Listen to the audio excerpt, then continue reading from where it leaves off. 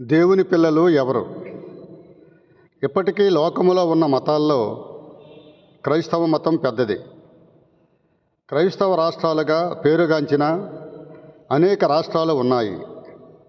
డబ్బులోనూ జనసంఖ్యలోనూ సామాజికముగాను ముందడుగు వేస్తున్న సంఘాలు, సమూహాలు అనేకం ఉన్నాయి. కానీ నేటి క్రైస్తవ సమూహములో ఉన్న సహోదరులంతా దేవుని బిడ్డలేనా అన్నది ప్రశ్న. దీనికి జవాబు అపోస్తలుడైన పౌలు స్పష్టం చేశాడు. దేవుని ఆత్మచేత నడిపింపబడుతున్న వారందరూ దేవుని కుమారులు. రోమీలకు రాసిన పత్రిక 8వ అధ్యాయంలో 14వ వాక్యంలో మనం చూడగలం. అంతేకాక మీ దగ్గర ఎల్లప్పుడూ ఉండటానికి ఆయన మరొక ఆదరణకర్తను ఇస్తాడు. ఆయన పవిత్రాత్మ అని యోహాను శుభవార్త 14వ అధ్యాయము 16, 17 వాక్యములలో మనకి తెలియపరుస్తుంది.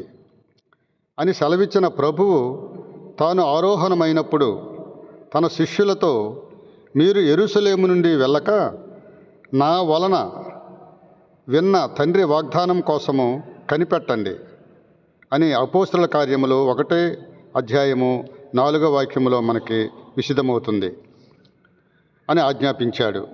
యోధా సంఘపు అధికారులకు సన్హద్రీన్ సంఘానికి భయపడి రహస్యముగా ఏకముగా కూడి ప్రార్థన చేస్తున్న ఇంచుమించు 120 మంది పరిశుద్ధాత్మతో నింపబడినప్పుడు వారు దాగుకొన్న స్థలములో నుండి బయటికొచ్చి బహిరంగముగా యేసుని ఒప్పుకొన్నారు.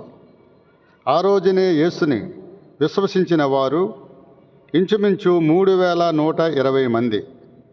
హింసలు, ఉపద్రవాలు, అణచివేతలు, మరణ శాసనాలు, వీటి గుండా దేవుని పరిశుద్ధాత్మ వారిని నడిపించాడు. అంధకారముతో నిండిన ఈ లోకములో వారిని తన ప్రేమకు, స్వస్థతలకు, ఆదరణకు, సమాధానానికి, అద్భుతాలకు వెలుగు సాక్షులుగా చూపించాడు. ఎందుకంటే వారు దేవుని పరిశుద్ధాత్మ చేత నడిపింపబడిన వారు. యేసుని ప్రేమను, శక్తిని ప్రకటిస్తూ ఆయన నిన్న, నేడు, రేపు యుగయుగాలకు ఏకరీతిగా ఉన్నాడని రుజువుపరచాలంటే మనం కూడా పరిశుద్ధాత్మ చేత నడిపింపబడాలి. అప్పుడు పరలోకములోను భూలోకములోను మనం దేవుని పిల్లలమని పిలువబడతాము. దేవునికి స్తోత్రం. హల్లెలూయా.